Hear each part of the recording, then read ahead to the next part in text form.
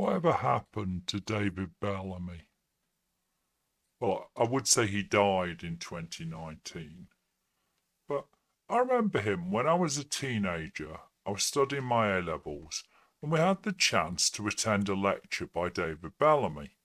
He was quite a celebrity at the time, so I went along. He wrote 35 books and made 400 TV programmes.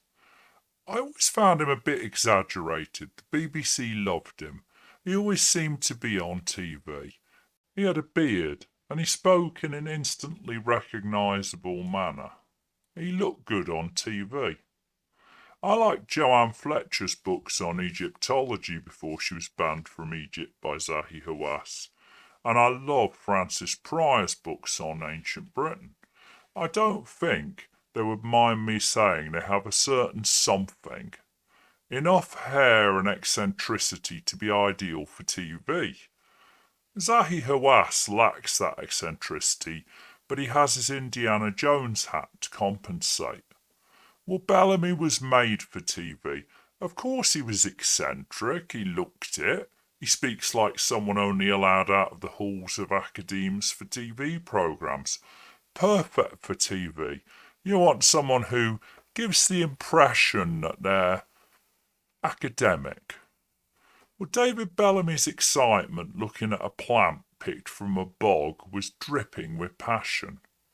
I watch documentaries and I read books that I hope are written by people who know more about the subject than me, so this passion is reassuring. I'm certainly not a botanist, so a little bit of eccentricity convinces us to watch. I always preferred the mellifluous tones of David Attenborough. He has the clarity of speaking which has become unfashionable on TV, combined with a love of the wild world. He sounds like a good English teacher reading a poem by William Wordsworth, but he's actually talking about a cat walking along a valley stalking its prey.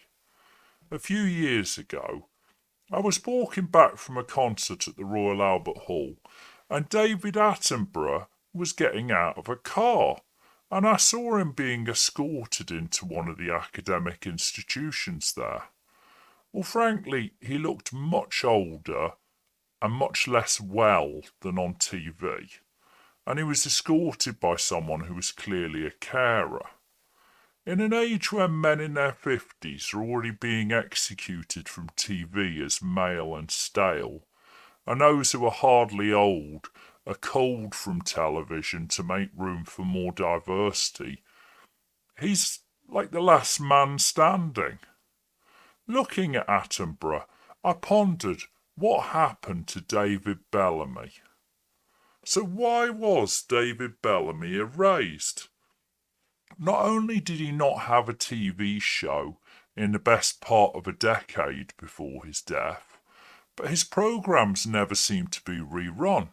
He basically ceased to exist on TV. The programmes he did on bogs in Ireland and wildlife on the Welsh coast and how excited he was about a pond, they're not there. Even look on YouTube, there's not exactly much content of him. Why? Well, he believed with a passion that he displayed in his popular programmes that the evidence for climate change being driven by man is only in models. So he doubted and questioned climate change. I do believe that climate change is real, but it worries me that when a serious, respected academic questions the consensus, they are just erased from history. It's almost like Starkey after his stupid, what he probably thought was a joke. And off he goes, never to be seen on TV or published again. I find these cancellations rather concerning.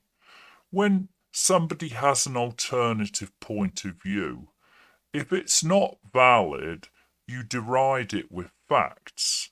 Whereas what we do in the modern world is starve it of oxygen. We just remove that person from existence. We pretend they were never there. We take their books from the libraries. We take their programmes from TV. They no longer get called upon. They're the empty chair. It reminds me of Oliver Reed when he got drunk at the Gulf War discussion many years ago, and they clearly put him there to add some entertainment. And when he started saying a few things that were a bit shocking because he was clearly quite drunk, they didn't cut or wait till the adverts. Just suddenly his chair had gone and he'd been lifted out of there.